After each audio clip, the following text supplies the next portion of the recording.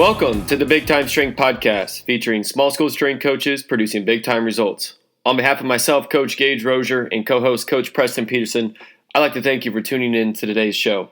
Before we get to today's episode, I'd like to recognize our amazing sponsors who allow us to bring this podcast to you for free. Our first sponsor is TeamBuilder. TeamBuilder is the leading software for high schools and colleges by providing coaches the ability to write programs online, generate over 13 reports, and even train athletes remotely for side income. Right now, if you sign up with code BIGTIME, you will receive a free APRE programming template, which works automatically within TeamBuilder. No more spreadsheets and workout cards to track training maxes that change day by day. Automate your programming without outsourcing your programming with TeamBuilder. Thank you to Hewitt and staff at TeamBuilder for their continued support. They do an amazing job. Our second sponsor is Optimum Nutrition Athletics. Athletes train hard to play at the highest level, and all that hard work raises the bar on muscle recovery. Optimum Nutrition's athletics program has industry-leading products that can help. Protein is key to muscle recovery, and Gold Standard 100% Whey, the world's best-selling whey protein powder, provides 24 grams of protein that mixes easily just using a spoon and a glass.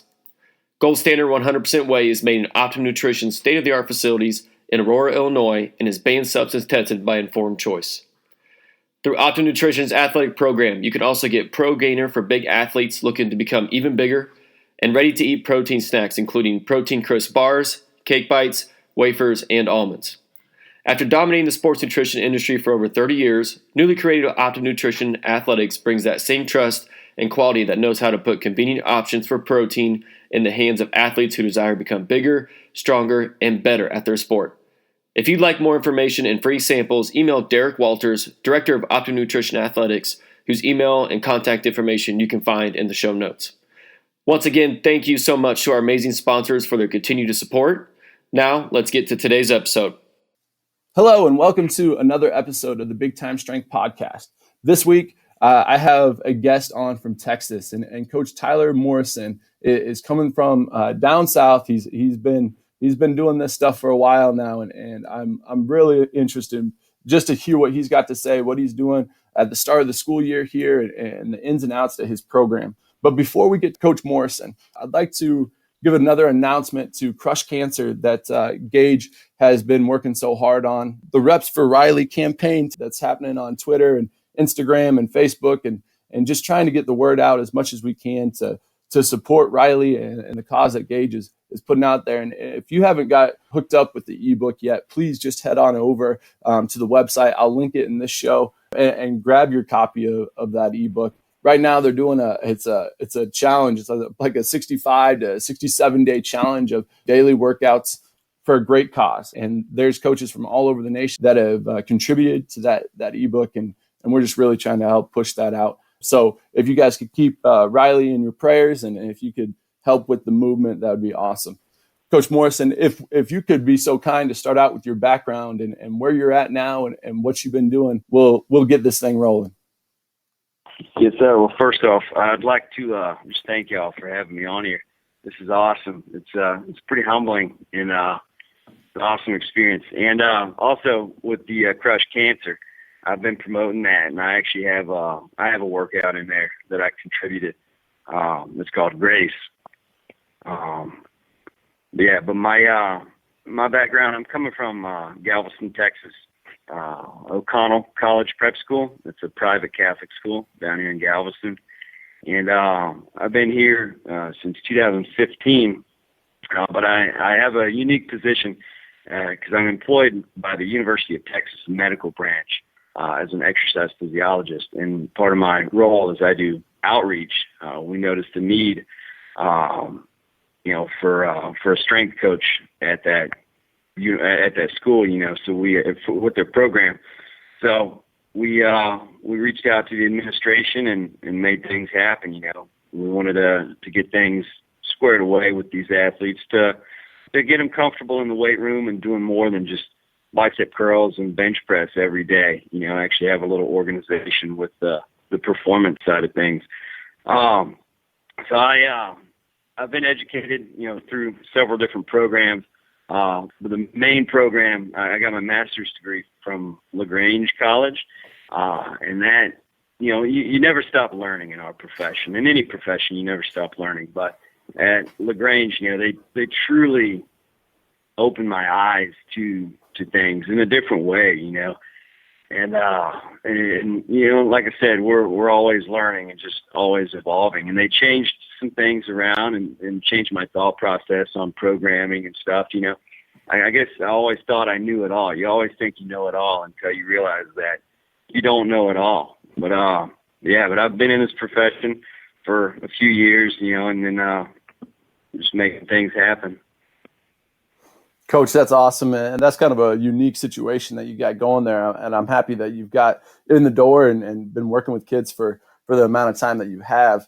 One of the things that, as I read through your bio and that type of stuff, you kind of just talked about making an impact, and I just want to know what your program's mission statement and some of your core values look like, and what's it look like to make an impact where you're at. Oh, that's a great question. Our mission statement is to educate and empower the mind and the body. We view the mind and the body together, so you have to educate these guys and girls, these athletes that we have. We're a small school, so a lot of our athletes, especially on the football team, they're playing both ways, so you can't just have them coming in doing 1 million reps of bicep curls and bench press all the time. So we actually had to slow them down. We actually had to educate them on what they're doing and why they're doing it, and with that, we empower them because their strength gains and their performance truly increases, and they're like, wow, it's kind of like that aha moment with things, so that's just keeping it driving forward, but our core values are accountability, preparedness, respectfulness, and consistency, and I stand true to those core values. I mean, you look at a list of values, there's so many out there, but these 4, they just really stand out, and we have to instill them early. If an athlete doesn't have accountability, what do they have? They're not going to be accountable for their actions, whether they're good or bad. They need to learn that we're in charge of our actions, and we must be prepared, to accept the consequences, whatever they may be. So accountability kind of falls along with responsibility. It's very crucial. So being prepared, you have to be prepared to take on the task at hand. Being prepared can include anything from the practice field, the playing field, the court, the diamond, the weight room. Preparedness, you have to be prepared mentally and physically. If you're lacking either, then it might reflect in your performance. Respect is a huge one that you see. You got to respect the weight room. You got to respect the load on the bar, respect your opponent, respect everything, man. It's so important to instill this value into younger athletes, And it's easy to disrespect somebody easily or disrespect something easily, when you try to pull too much weight or you try to push too much weight and you end up getting hurt, you disrespected it, So with young kids, young athletes, you got to really instill that one in there. And consistency. I think consistency not only falls with our high school athletes or collegiate athletes, but everybody.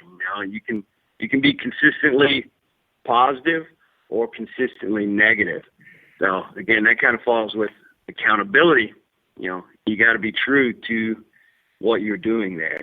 Stay true to yourself, stay true to your values, and you'll be prepared to go far in life and your athletic career. So, Coach, a lot of places around the nation, they're getting started with school maybe last week, a couple weeks ago, maybe it's even this week. What's it look like for you to start out and you're telling, your groups, your sessions about those core values? How do you start to instill those? And then also along that way, how do you build some team camaraderie and develop leaders? We started school last Wednesday, and everybody's like, man, y'all start so early. They only start a few days after us, so I don't think it's that early. I'm fortunate. Like I said, this is a small program that I'm with. Total enrollment is just a little over 100, and then our athletes, we got maybe 50 total athletes, and that's including cheer and everything else, But I've had a lot of these kids since they were freshmen. Some of them I even got when they were 8th grade. And recently I just, this year, 2019, I saw a group that I had since they were freshmen graduate. And that was a pretty big deal, so instilling the values early, you just talk to them. I'm not going to sit there and lecture these kids. No one wants to be lectured, especially in the weight room when they want to come in there and just do work, So I kind of talk to them, like human beings, and I mention these values, I slowly mention them every so often, I don't just drill them to them in the first day. And I tried that. I tried that with the first group that I ever had over there. I tried to really come in there and kind of be a very autocratic leader. And I guess you have to have that to an extent, but I kind of had to shift a little bit when they didn't respond to that, So with that, Coach, how do you build some of your team camaraderie and develop some leaders? Camaraderie is important. Leadership is just as important, If you don't have camaraderie, you don't have a team, right? The leadership is reflected upon the leader, and in the weight room, that's me, So there's different leadership styles.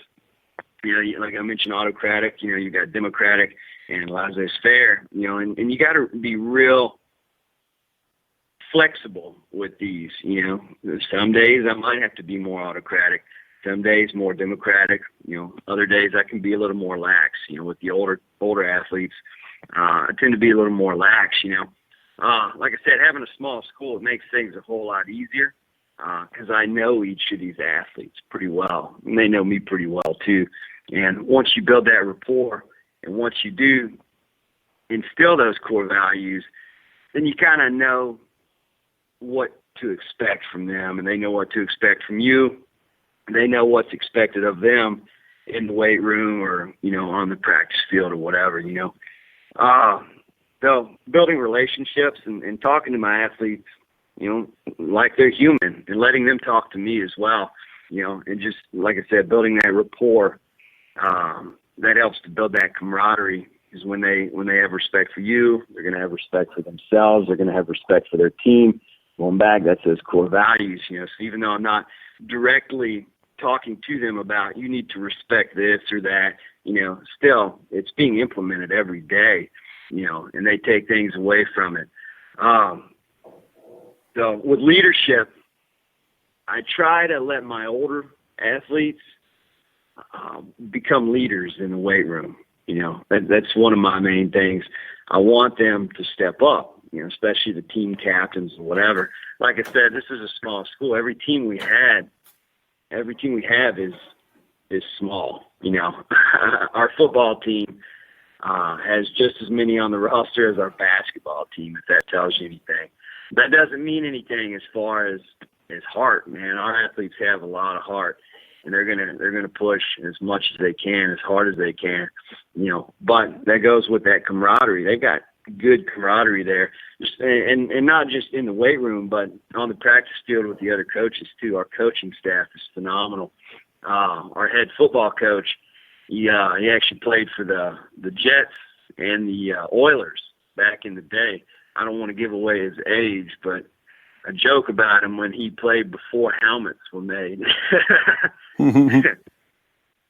But yeah, I think all of us do a good job in preparing our older athletes to step up, and we give them that responsibility, and that's accountability. They have accountability for their teammates, and so they feel that we're depending on them to step up. So they do, and it works out pretty well. I'm not saying it's a perfect circle every time, man. Sometimes we have to redirect, but I mean, you're a parent. I'm a parent too. I know what it's like to redirect my kids. It's the same way with my athletes, sometimes you just have to redirect. Yeah. And that's effective, No doubt. That's good stuff, Coach. So you've kind of had an interesting path to getting to your school, and along that way, it's always cool to hear coaches overcome challenges and have these hurdles that jump out in front of them and see how they just overcame those situations. Do you have an example for us of overcoming a challenge? Yeah, I think The biggest challenge I had was getting started. As I said, I'm an employee of the University of Texas medical branch.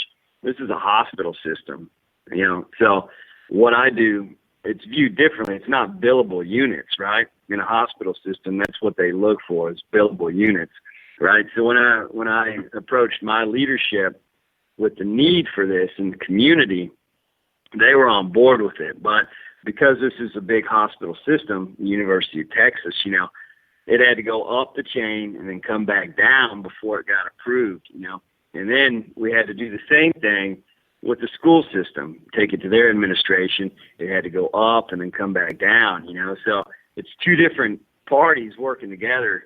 And then here I am just in the middle, And that was a huge hurdle, getting everything started. And I felt like it wasn't going to happen. You know what I mean? Like, we saw the need for it. We were seeing some of these athletes at, Saturday sports clinic and stuff after a game and stuff, and we knew the need was there. We just didn't know how to do it, and, I wrote a business plan and everything, and, we got in there. We made it happen. We originally started out with just football, and we were just going to do football preseason and in season. But then it shifted, the next season, or the next school year rather, it shifted. I started doing summer programs, and then now I'm still there. It's 2019. I'm still there, and now I'm there every week, all year long. I'm there, except for a few weeks in Christmas and all that stuff. But summertime, our summertime has increased in attendance every year. These guys are getting in, and girls. I say guys. I say that loosely. These athletes, they're getting it in, because they want to be there. You can't make these athletes want to be there. I don't care what level you're at. If they don't want to be there, they're not going to show up. But if they want to get better, if they want to do good, they're going to be there, man. They're going to show up. They're going to bring it, and they're going to get their friends and their teammates there. Going back to camaraderie, the greater the camaraderie, the greater the attendance will be. It looks like you. Honestly, I'd say another hurdle is funding. Too. That one's tough. And like I said, I'm an employee of this institution, but I'm also contracted to the school that I work for. O'Connell, and on paper you think that money just falls from trees. But it doesn't, and that makes it tough. We've got a decent weight room, but we're fortunate to get a lot of donations. People help us out, and we try to do fundraisers and stuff. The school itself does fundraisers, but funding is huge, and I hear that on other podcasts as well. That I've heard coaches talk about it. And it's hard. It's hard because, you got to have money to get new equipment or get good equipment or whatever, and you start looking at the bigger picture of that. It comes into safety and all that. You can't have poor equipment. But we're fortunate with what we have. We've got 4 power racks and 4 benches, and then a couple machines that work pretty well for, whether we're rehabbing or, just kind of deloading, or off-season programs or whatever, we've got some dumbbells and stuff. So we make do with what we have, So, Coach, it seems like, it takes a lot to keep everything rolling, right? But to have the opportunity that you have to get into that high school and impact is pretty awesome. And it sounds like you've been doing it for about 4 or 5 years now at that high school, right? Yes, sir. Awesome. So what is your vision for the next 5 years? What's that look like? Oh, man, for the next 5 years, I just want to keep growing our program. Like I said, the attendance every summer has grown. The summer is our true off season, because these kids are multi-sport athletes, which I love, no doubt about it, man, because you don't want this kid to just specialize in baseball from the time he's 12 all the way to senior year in high school. And the next thing you know, he doesn't want to play in college, or he's got an injury from overuse, So you got these kids playing every different sport, and they're increasing their athleticism. and it's a great thing. But the next 5 years, we've so this is coming up our third year on new administration. We got a new athletic director, and along with that came the new head coach. And the guy I was talking about earlier, I don't want to give away his age, but he was playing with no helmet back for the Jets and the Oilers. But the head coach for football and the new athletic director, they've changed the culture drastically. This is their third year there, and it's a beautiful thing, man. I love being a part of it because every year it's growing and it's continuing to grow, and the focus is shifting on athletics and how important sports are to these young kids, man, these young athletes. But one big thing that I want to focus on in the next 5 years is getting more data with my athlete monitoring. Like I said, consistency, that plays a big role. If you don't have consistent athletes coming in, then you're not going to be able to get good data from monitoring. But me personally, I'm looking at getting my PhD here in the future, by the time I'm 40. So I want to get better at collecting data sets and all this stuff, But like I said, the next 5 years, this program will be greater than what it is now. I have no doubt in my mind about that. That's awesome. It's great to have that goal out in front of you, man. Those are some pretty sweet things to have your mind set on and reaching for. Coach, what are your favorite professional development resources? What are some of your go-to things that you just make sure that you've got, if it's listening or if you're reading or going to clinics? What's some of your stuff? Big Time Strength podcast for sure. I like that one. That's a good one. I'm a little biased though. Right? Yeah. No. Hey, for real, y'all got a good podcast going on here, man. I love listening to it. I listen to several of them, several times, just to pick up different things, But I do that with a lot. I listen to several other podcasts too. No offense, man, but there are some other ones out there that are just as good. No doubt. Barbell Shrugged is good. And Ron McKeefer's got good stuff.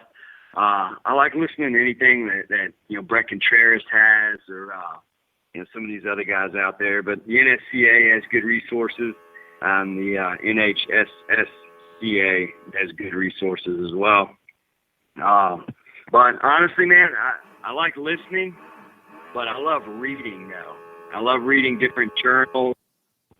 I love reading different books, not only on the subject matter of strength and conditioning or exercise science or anything, but I love reading books on leadership, psychology, anything like that, Honestly, sometimes I'll find myself in a situation where I've got like 3 different books that I'm reading at the same time, and I can't fully digest each book, so then I have to go back and reread them again, And I guess there's worse problems to have out there. I don't know. I enjoy reading though. It's good, but as long as you're able to digest it fully, otherwise there's no point in truly reading it. Yeah, that's great, Coach. That kind of flows us in to my last question here, and you probably know where it's coming. Is how are you making the big time where you're at? And right now you're working for a medical branch of University of Texas, right? And a high school. You want to have your PhD. You love reading books. You're listening to podcasts. You've got all this stuff going on to make sure that you are always on the edge of things, right? Always learning, always growing. What does it look like for you specifically in your school district to make the big time where you're at? Man, making the big time, I feel like just making an impact on these kids, man, making an impact on these athletes. If we have a positive, effect on one athlete, I think that's big time, man, But it's contagious. Positivity is contagious, man. So staying positive, staying there, being there for these athletes, not only in the weight room, but just whatever, man. We're there for them. We're a coach, Coach, we need to be a leader. We need to be there for them. That's awesome stuff, Coach. All right. So with our finisher questions, I'm going to give you 5 questions and you kind of rattle off your answers for these. And at the end, I'll give you the opportunity to just tell coaches how to connect with you, learn more about your situation. If there's other people out there that are working with hospitals, I've heard this situation a little bit where they're employed by the hospital, but they're getting the opportunity to go work with colleges and high schools. What's the next step, and what did that look like for you? I think would be an awesome reach out. So my first question for you is, what is your favorite book? And you said that, man, you're reading 3 books at a time sometimes, so you might have to search for this one. Man, my favorite book, honestly, when I was in undergrad, I didn't read much, right? But my wife and I, she's my girlfriend at the time, we rented a car.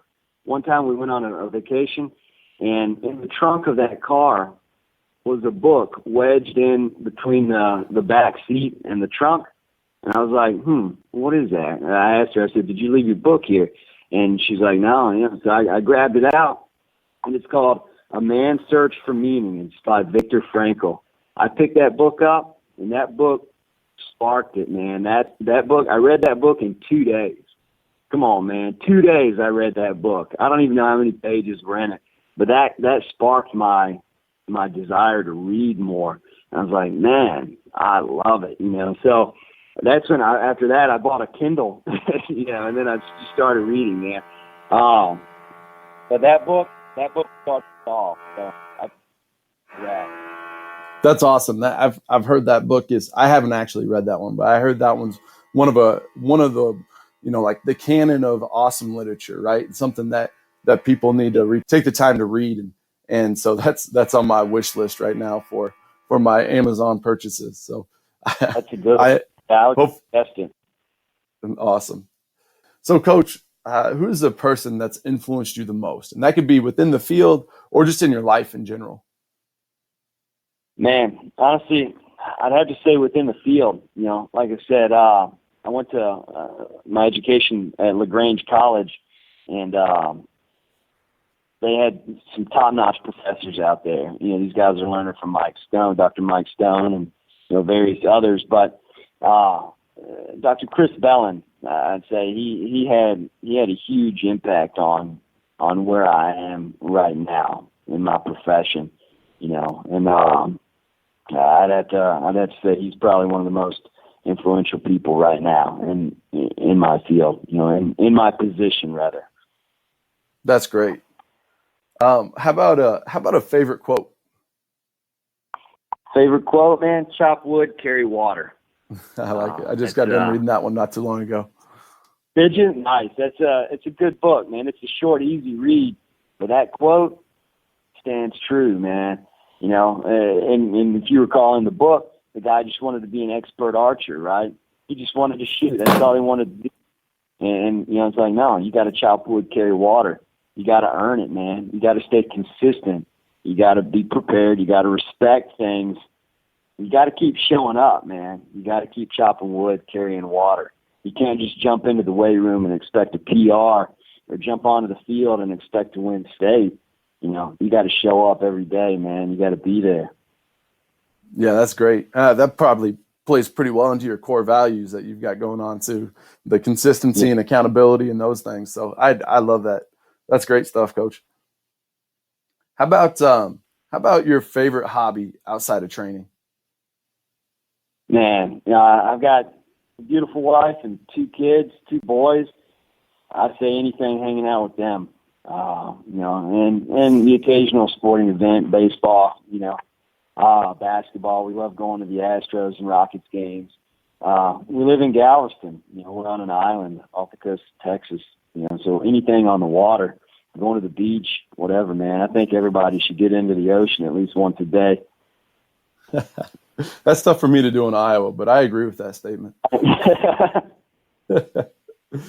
All right, Coach, what about a small school coach that's killing it and deserves a shout out?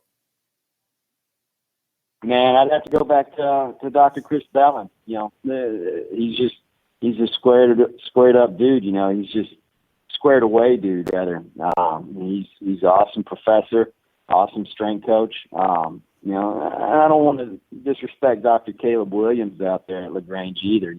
They've got top-notch staff over there and top-notch coaching staff and professors. But yeah, those guys, they shaped me for who I am as a strength coach right now. Even though, and like I said, I was in the field prior to learning from those guys, but you always think you know everything until you realize you don't know everything, and they, like I said, they really shaped who I am as a strength coach today. That's awesome. We're gonna have to reach out to them in the future. So, Coach, what is the best way for listeners to reach out to you to learn more, maybe about your situation, or just dig a little bit deeper into what you talked about today? Yeah, I'd like to give them my email, and then I don't want to just post my phone number out there, but if they do decide to email me, then I'd be more than happy to share my cell phone with them, and we can talk shop or whatever, Awesome. All right, go for it. What's the email? I'll put it in the show notes too. Yeah, so it's CHMORRIS@UTMB.edu. All right, great. We'll get that in the show notes.